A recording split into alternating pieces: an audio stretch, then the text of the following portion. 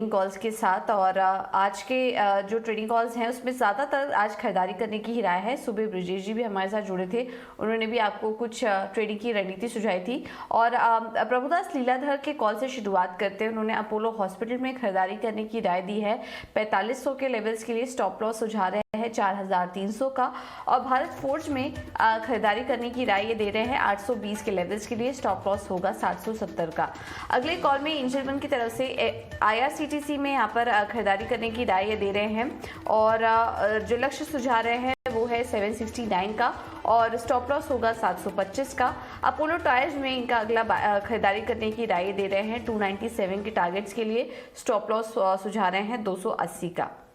आगे बढ़ते हैं और निर्मल बैंक की तरफ से भी जो कॉल्स हमें मिल रही है उसमें पहला अपोलो टायर, इन्होंने भी यहाँ पर खरीदारी करने की राय दी है 278 के स्टॉप लॉस के साथ और 296 के होंगे टारगेट। और SRF में भी खरीदारी की रणनीति ये सुझा रहे हैं 2630 के टारगेट्स के लिए, स्टॉप लॉस होगा 2540 का।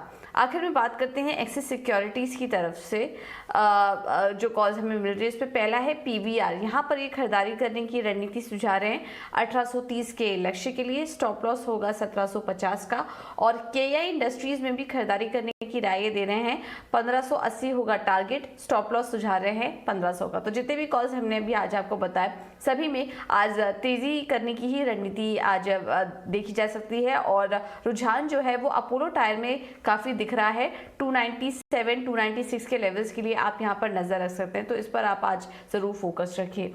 चलिए अब आगे बढ़ते हैं और एक बार जान लेते हैं कि कल का मार्केट का सेटअप कैसा था। डिम्पी हमारे साथ जुड़ चुके हैं जानकारी लेकर। डिम्पी बताइए। Good morning.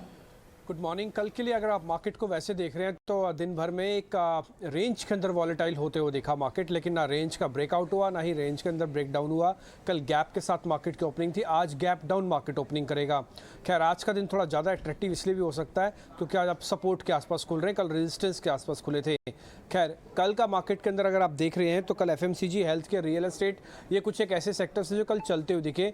और कल क्योंकि मार्केट ने गैप किया तो टिपिकली थोड़े हाई बीटा सेक्टर्स हैं, तो यहाँ पे जो शॉर्ट्स की पोजीशंस होते हैं कवर होने के लिए आती हैं, क्योंकि आज आप वीकली एक्सपायरी भी देख रहे हैं और 27 तारीख को बड़ी डेरिवेटिव एक्सपायरी भी है और दिन कम है, छुट्टियां ज़्यादा हैं।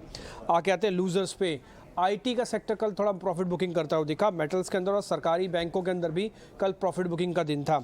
गेनर्स पे आज देखेंगे तो नेस्ले, ITC दो FMCG के प्लेयर्स हैं जो नेस्ले तो नंबर्स के बाद और ITC नंबर से ठीक पहले, दोनों के अंदर हमको अच्छी खरीदारी आती हुई दिखी है। रिलायंस ने भी कल मार्केट को काफ़ी सपोर्ट किया। मैं बोलूँगा कि इनफैक्ट 2 दिन से बाजार को जो सपोर्ट कर रहा है बड़ा प्लेयर उसमें रिलायंस और HDFC है। आते निफ्टी के लूजर्स पे, NTPC, SBI, बजाज फिनसर्व जैसे शेयर्स ने कल प्रॉफिट बुकिंग की है। और SBI के अंदर खासकर प्रॉफिट बुकिंग ज़्यादा सिग्निफिकेंट तो नहीं हुई, बट फिर भी एक ठहराव ज़रूर आ गया। आते हैं डिलीवरी में। नेस्ले और अल्ट्राटेक दोनों शेयर ऐसे थे निफ्टी के जहाँ पे डिलीवरी का परसेंटेज थोड़ा बढ़ता हुआ दिखा। वीकली आउट परफॉर्मेंस पे आते हैं, यानी कि 7 दिन में ऐसे कौन से शेयर्स थे जो अच्छे चले हैं वो आपके स्क्रीन पर होंगे। उसमें नेस्ले, रिलायंस, ITC और SCL टेक जैसे शेयर्स थे जिन्होंने हफ्ते भर की परफॉर्मेंस काफ़ी अच्छी दिखाई है। आते हैं हफ्ते भर के ऐसे शेयर्स जिनकी परफॉर्मेंस खराब रही है।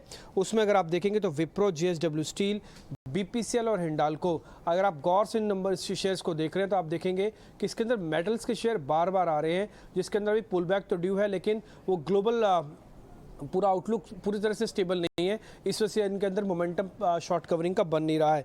आते हैं 50 वीक हाई कल किसने शेयर ने टेस्ट किया, वो था कोल इंडिया। छोटे मझोले शेयर्स की कैटेगरी में आएंगे तो एजिस लॉजिस्टिक, कॉनकोर और सिंजिन जैसे शेयर्स चले हैं। कंटेनर कॉर्पोरेशन लास्ट के आधे घंटे में काफ़ी तेज चला है, जब खबर ये निकल के आई मार्केट के अंदर कि सरकार इसकी विनिवेश यानी डिसइन्वेस्टमेंट की प्रोसेस को थोड़ा फास्ट करना चाहती है। मिड कैप लूजर्स में अगर आएंगे तो नेटवर्क 18 के नंबर अच्छे नहीं थे, उसके बाद शेयर की पिटाई हुई, करीब 5% से ज़्यादा टूटा। फ्लोरोकेमिकल, LTTS और एस्ट्रल लिमिटेड जैसे शेयर्स भी कल कमज़ोर ही जाके बंद हुए। साल का हाई किस शेयर्स ने लगाया वो था edges logistic, shopper stop, TVS Motors और कैंपस, ये कुछ एक शेयर्स थे।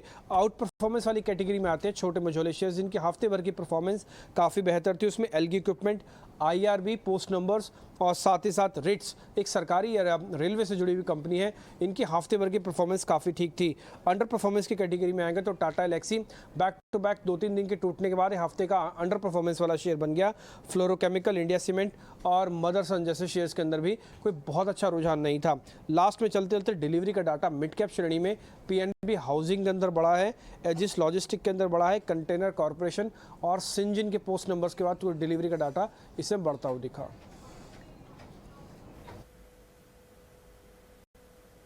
ओके, बहुत बहुत शुक्रिया रिम्पी।